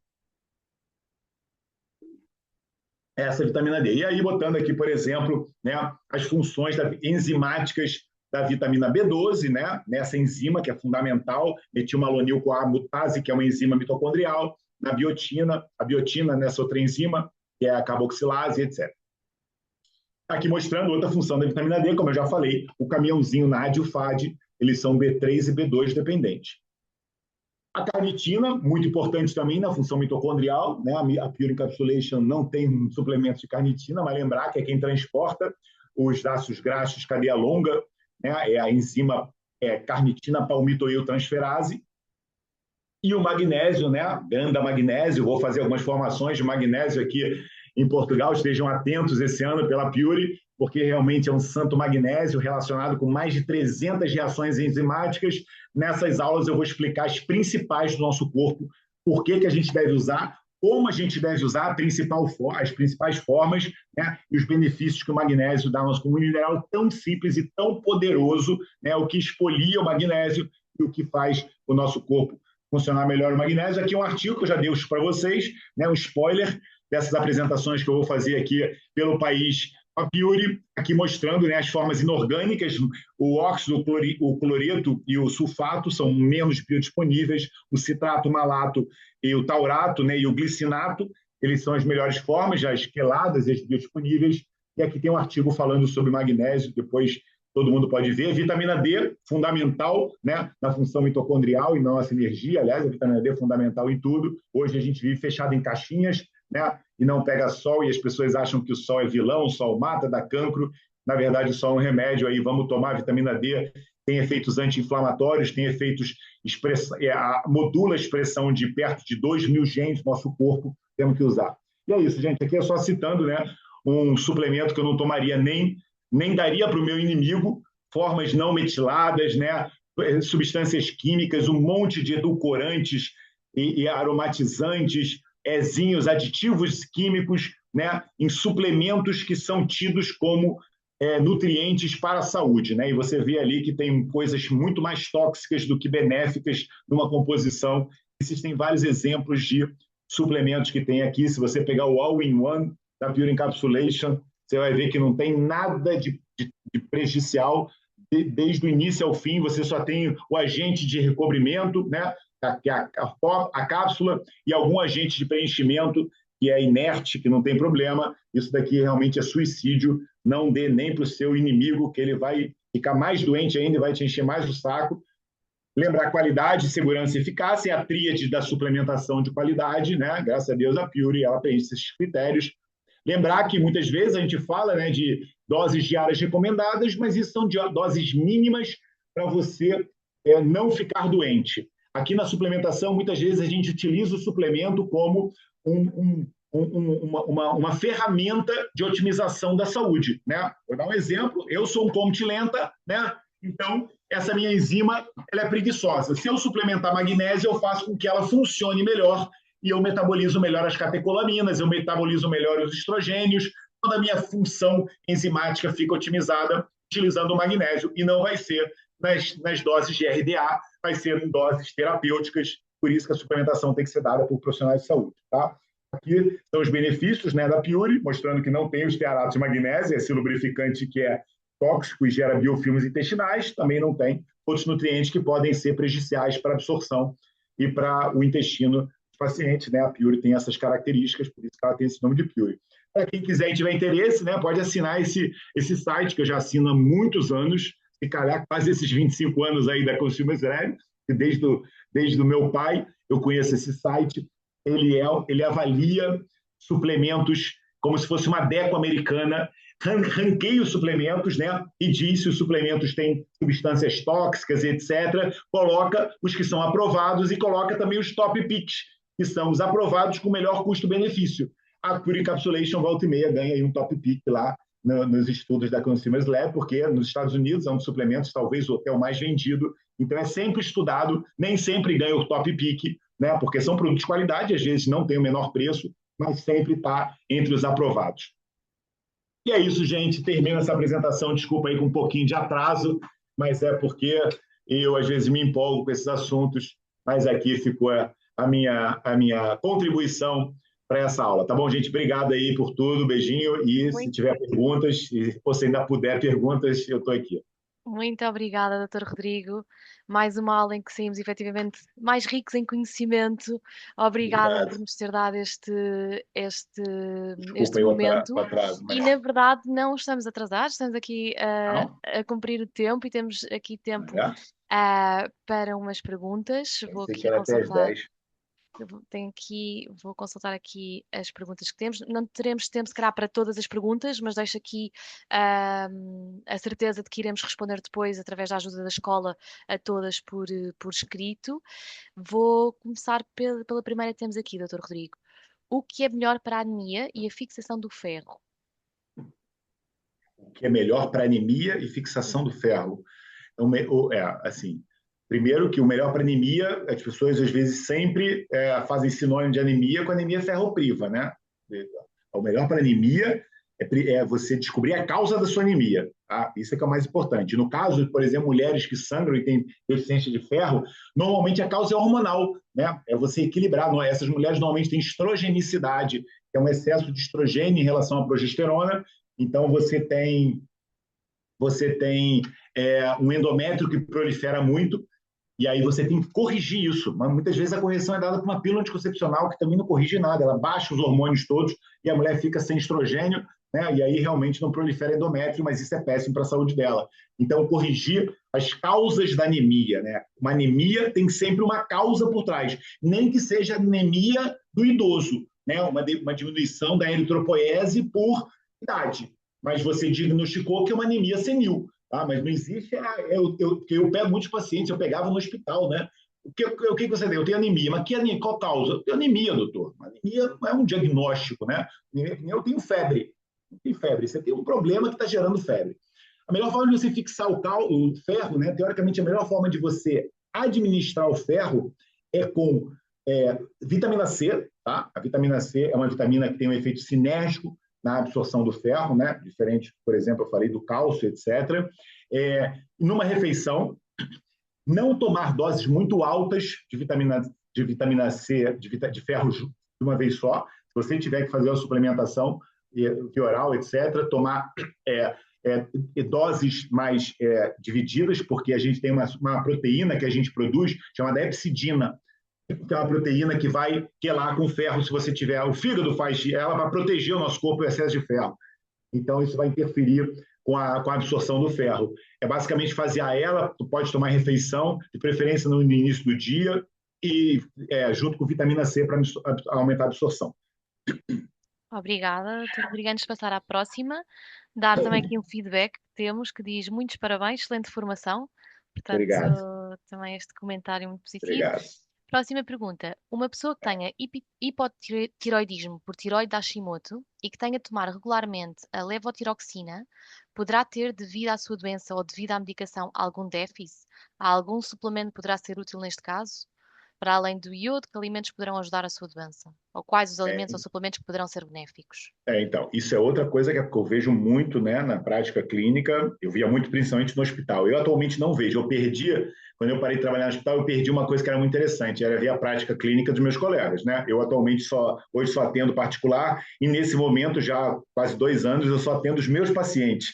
Então, eu não tenho mais essa experiência de ver o que acontece. Mas eu via muito isso. Era achar que você trata tireoidite Hashimoto com Eutirox. Isso não existe. Tireoidite Hashimoto é uma doença imunológica. O problema está na sua imunidade, que ela está descompensada. Algum motivo está fazendo com que você esteja produzindo anticorpos e esses anticorpos estão destruindo a sua função tireoidiana. Não só a glândula, ela interfere com as enzimas que fazem a conversão da tireoide, né? Então ela interfere com o receptor tireoidiano. Então é um efeito sistêmico da função tireoidiana gerado por uma disfunção imunológica. O Eutirox, ele é uma muleta. O que o Eutirox faz? Você dando para o seu corpo a levotiroxina, né, o T4, você está dando o hormônio de armazenamento que vai fazer com que o seu corpo ajude, né, na função tireoidiana, já que a tireoide pelo comprometimento dos anticorpos, não está conseguindo, né, produzir de uma forma otimizada. Mas, muitas vezes, né, como esses anticorpos também interferem com a conversão do hormônio, né, do T4 para o T3, muitas vezes o Eutirox não é também uma solução. As pessoas continuam muito sintomáticas porque você não atua em toda a cascata tiroidiana, entendeu? Então, a verdade é você tem que olhar para todos os mecanismos que estão gerando essa doença de Hashimoto e tratar com todas as ferramentas que você tem. É uma doença multifatorial, tá? Não é, existe uma pílula mágica, nunca existiu isso, eu nunca vi. Você tem que tratar o intestino, porque muitas dessas pacientes têm, eu digo dessas porque a grande maioria é mulher, né? Leaky gut syndrome. Você tem que tratar os disruptores endócrinos, muitas dessas pacientes têm excesso de halógenos no corpo, tem déficit de iodo, tá? E realmente a suplementação de iodo, na grande maioria dos pacientes, é indicado, mas também tem que ter cuidado, porque o excesso de iodo vai gerar um excesso de peroxidação, e você já tem aí o anticorpo da tireoperoxidase ativado. Ou seja, é muito complexo. Você tem que equilibrar os hormônios, muito desse estado está relacionado com regulação hormonal, né? Os hormônios sexuais femininos, por exemplo, que, né, a progesterona, esse estado que eu acabei de falar de predominância estrogênica está relacionado com os anticorpos antireoidianos, já que a tireoide e o ovário eles são hormônios, são glândulas que estão muito interrelacionadas. Na verdade, o Eutirox ele não interfere com a absorção de nada. A única coisa que você tem que ter em relação ao Eutirox é que realmente, por ser um hormônio de um aminoácido, né, tirosina com iodo, é o hormônio que mais se interfere com outros nutrientes. Então, é aquele hormônio que você tem que tomar de manhã, em jejum, e esperar 20 a 30 minutos para comer qualquer outra coisa.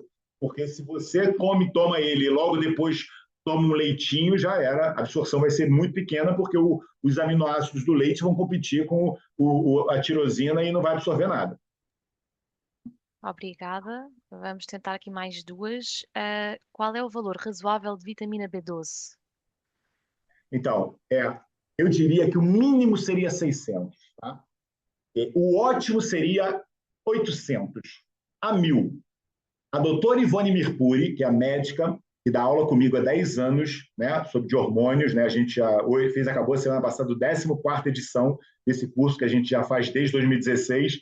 Ela é patologista clínica, né? Ela foi dona de um laboratório clínico durante 15 anos, ela sabe tudo de patologia clínica, e segundo a doutora Ivone Mirpuri, aí a frase dela, eu não tinha lido isso, ela fala, para você ter níveis ótimos intracelulares de vitamina B12, o valor sérico tem que estar perto de 1.200, tá? É um valor que muita gente acha tóxico, porque está acima daquele intervalo do laboratório, mas segundo a doutora Ivone Mirpuri, é um valor ótimo. Ou seja, não tenham medo de vitamina B12, tá? A grande maioria das pessoas, eu nunca vi uma pessoa, né, níveis ótimos que não esteja com esse conhecimento e suplementando. A grande maioria tem deficiências graves, né, 200, 300, todas cheias de sintomas relacionados com deficiência de B12, e ainda é capaz do médico falar, você está ótima. Então, não tenham medo de níveis. Eu considero que todo mundo perto de 800 não estaria mal, tá bem? Teriam níveis bons, não teriam os ótimos, como a Ivone fala, mas teriam níveis bons de B12, e eu acho que seria, né, você tomar o All-in-One todos os dias, com certeza te deixa com esses níveis. Obrigada. Depois, a coenzima Q10 deve ser no início da toma das estatinas ou em qualquer altura. Depois de haver depleção Ai, peço desculpa que isto agora falhou. Depois de haver depleção, dá para compensar? Sim, senhora. Nunca é tarde, né? A mitocôndria, você faz biogênese mitocondrial, reparação delas, e esse mecanismo é um mecanismo imparável no nosso corpo. A gente tem milhões de mitocôndrias em cada célula, é muito ativo esse processo, é uma coisa impressionante. É para tomar a qualquer altura da sua vida. Tomou estatina há 20 anos, começa a tomar agora, tá? Se você toma ao tempo todo essa estatina e você não tem câimbras, não tem cansaço, dores musculares, você é um resiliente e é um sortudo, né? Porque tem gente que toma uma semana, já começa a ter dores musculares que nem consegue às vezes andar. Tem pessoas que têm muita sensibilidade e outras menos. Isso tem a ver com a predisposição genética de cada um e também a dose que você toma, né? Tem dose muito alta de estatina, tem pessoas que tomam doses menores, e isso é dose dependente. Quanto mais você toma, mais você inibe a enzima. Arroz vermelho também causa isso, tá? Só para quem não sabe, o arroz vermelho, a monocolina kappa também tem um efeito de bloquear essa enzima. É um efeito mais fraco que a estatina, mas tem o mesmo efeito. Se você toma arroz vermelho sem necessidade, você está prejudicando, tem que tomar coenzima Q10, tá? Não deve tomar arroz vermelho sem coenzima Q10. Mas o que eu ia falar? E você pode tomar a qualquer hora, tá? Sendo lipossolúvel, o ideal é tomar numa refeição, pode ser a primeira refeição do dia, e não tem nada a ver com o horário da estatina. Você toma, a coenzima Q10 ela é lipossolúvel, ela entra e fica armazenada nos nossos tecidos, e você toma a dose que você, né, e o seu médico acharem que é ideal. 50, 100, 150, 200, até 300. As doses mais utilizadas são 100 miligramas. Eu tenho vários pacientes que estão com 200 e já tive com 300, tá? E normalmente cardiologistas que lidam com doses mais altas. Mas eu acredito que todo mundo se beneficia com 100. Né? Eu posso dizer que quase todo mundo acima de 45 anos se beneficia com 100 e muitas pessoas se beneficiam com doses até maiores. Obrigada. Estão a surgir muitas perguntas, por isso eu vou mesmo ter de fazer já aqui as últimas duas, mas depois faremos então a resposta por escrito. Então, como ajudar um utente a deixar de tomar inibidores de bomba de prótons de forma crónica? Primeiro descobrir a causa, tá? Porque é o que eu falei, o processo pelo qual ele está tendo que tomar essa medicação, ele é multifatorial, né? Ele pode estar tomando porque, vou dar um exemplo, porque ele tem uma dor crônica que também ninguém trata e ele toma anti-inflamatórios, né? E aí você vai ter que tratar essa dor para tirar o anti-inflamatório para tirar o inibidor de bomba de prótons. O processo é multifatorial. Se, por exemplo, se você pela clínica, né? Pensa que ele pode ter uma hipocloridria, né, porque tem um problema de tireoide, porque é idoso, né, porque é estressado. O estresse interfere com a função tireoidiana, que interfere com a nossa... Por isso que não se deve comer sob estresse, né? Porque quando você come no simpático, você está interferindo com a acidez gástrica, indiretamente por causa da função tireoidiana. Então, avaliar a causa. Sempre na medicina funcional, a gente tem que ter o olhar na causa, né? Não existe...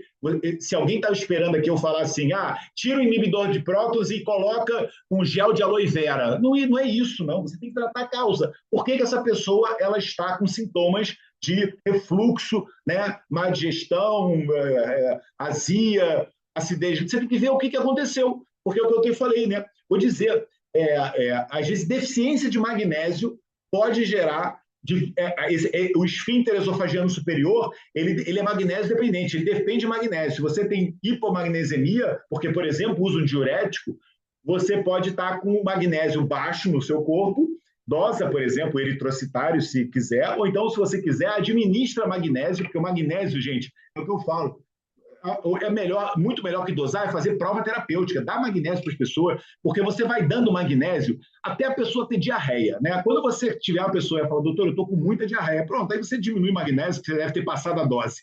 Não vai ser grave. Você tem aí 300 enzimas que devem estar ávidas por magnésio. Então, você vai ter que descobrir a causa e ir modulando essas coisas e fazendo nutrientes que possam ajudar, né? Não exclui a pessoa poder usar a espinheira santa, poder usar um gel de aloe vera, um gel de silício. Eu uso muito nos meus pacientes um suplemento chamado Silícia Rubner Gastro, que é um gelzinho que você toma e que ele recobre a mucosa do estômago, e aí o paciente já consegue ter mais conforto, diminuir o uso do omeprazol. Teoricamente, você vai ter que tratar a causa, né, que fez com que ele tivesse aqueles sintomas. É sempre aquilo, buscar a causa. Obrigada. E agora então a última, aqui com a promessa de respondermos depois por escrito e enviarmos mais tarde às restantes. Quais os melhores suplementos para a gastrite provocada pela Helicobacter pylori? Suplementos para gastrite, é assim, então. A Helicobacter pylori, para já, é uma bactéria comensal, né? É uma bactéria que muitos têm no corpo, né? De forma comensal. Ela está lá, mas ela não é patológica, tá? Muitas pessoas, alguns estudos falam que 80% da população tem Helicobacter pylori. E não tem que tratar esse Helicobacter pylori. O Helicobacter pylori que você trata é o Helicobacter pylori no paciente sintomático ou no paciente com patologia. Você fez ali uma endoscopia, você está com uma mucosa inflamada, né? Gastropatia eritematosa, você tem uma úlcera, você tem uma duodenite, você tem ali, sei lá, um problema qualquer, ou está muito sintomático, está cheio de azia, não sei o quê, fez os testes todos e está lá Helicobacter pylori positivo. Aí você tem indicação de tratamento. Mesmo assim, não necessariamente você tem indicação daquele tratamento, né, o mais agressivo, etc. Este está reservado para, se você tem uma úlcera gástrica, uma úlcera ativa e etc., é o pré-tratamento, né, o ideal de primeira linha. Se você tem o Helicobacter sintomático, primeiro, mais uma vez, vê a causa, né? Por que você está com o seu estômago todo desequilibrado com o aparecimento do Helicobacter? Lembra? Ele é uma bactéria oportunista. Uma pessoa que come porcaria, uma pessoa que está tomando ali excesso de cafeína, que gera problemas no estômago, né? Que vão gerar uma disbiose no estômago, a bactéria oportunista ela cresce, né? Num estômago eubiótico, né? Para quem não sabe, nosso estômago é cheio de bactéria, né? As pessoas acham que ele é asséptico, né? Tem muito menos bactéria que o intestino delgado e tem muito menos bactéria ainda que o intestino grosso. É basicamente assim, à medida que você vai baixando, vai tendo mais, né? Estômago, intestino delgado, intestino grosso. Mas o estômago tem bactérias e o Helicobacter pylori ele está ali de uma forma comensal. Se você detecta ele, o que você tem que fazer numa primeira fase é tratamentos que você faz não agressivos ao resto da microbiota. Então, por exemplo, você pode fazer um probiótico chamado Lactobacillus reuteri. Tá? O reuteri, eu não sei se o Proflora da Pure Encapsulation tem, agora eu estou em dúvida, Mariana, se puder, me esclarece. O Proflora da Pure Encapsulation é um probiótico, mas no caso aí do Helicobacter, você tem que escolher principalmente a cepa reuteri, o Lactobacillus. Por quê? Porque ela produz uma substância chamada reuterina. E a reuterina ela é um peptídeo antimicrobiano que mata o Helicobacter. Olha que legal, você usa uma bactéria que tem uma substância que mata a outra. Isso é assim que as bactérias vivem, uma em guerra com a outra. Aí você vai fazer uma suplementação dessa durante muito tempo, se for uma quantidade muito grande, você pode associar bismuto. Tá? Você usa o bismuto, que ele tem um efeito antibacteriano fantástico, sem ser tão agressivo. E alguns outros nutrientes e suplementos também, aqui né, não é a hora de falar disso, mas existem outros suplementos também do mercado que têm algumas substâncias que ajudam nesse processo, tipo óleos essenciais, como de orégano, de tomilho, que têm substâncias químicas que também ajudam a modular essa desbiose gástrica, né? Que é, por exemplo, o carvacrol, que tem no orégano, o timol, que tem no tomilho, etc. Então, essa estratégia gentil de você diminuir a população do Helicobacter pylori com mudança dos hábitos que geraram né, essa desbiose, normalmente é suficiente para você tratar a maioria das condições. Agora, em casos que você não mude a dieta, né, que aí a pessoa continua comendo pãozinho que inflama o corpo, né, continua comendo açúcar como se não houvesse amanhã, etc. O que acontece? O açúcar, por exemplo, ele gera muito síndrome fúngica. E o excesso de fungo alcaliniza o estômago e o estômago alcalino cresce o Helicobacter pylori. É uma bactéria, às vezes, que ajuda a outra. Entendeu? Esse é o mundo das bactérias. Ela, às vezes, uma patogênica, ela se beneficia de um excesso de fungo. E aí você não pode continuar comendo açúcar para tratar a síndrome fúngica para diminuir o crescimento da Helicobacter. Mas, nesse caso, o ideal é você fazer uma suplementação com probióticos, nesse caso, principalmente o reuteri, mudar a alimentação, fazer suplementação de zinco, e alguns estudos também mostram que a solução de Lugol, o iodo, também pode fazer esse efeito, junto com aqueles suplementos que eu falei, né? Óleo de orégano e o carvacrol, né? Com os suplementos de carvacrol, timol e etc. Tá bem? Muito obrigada, Dr. Rodrigo. Vou dar então para encerrada aqui a nossa sessão, o nosso webinar. Agradecer a todos os que estiveram presentes, agradecer também muitas mensagens de feedback que nos deixaram aqui também no chat, a agradecer e elogiar aqui a Todo mundo formação. até o final. É verdade. E, mais uma vez, muito obrigada, Dr. Rodrigo, também por ter aceito o nosso convite e por este momento de conhecimento. Daremos novas novidades sobre próximas formações, como o Dr. Rodrigo falou também em breve. E por isso espero mesmo que sejam até breve a todos. Muito obrigada. Boa noite. Beijinho, gente. Boa noite. Boa noite. Então, todo mundo dormir que já é hora.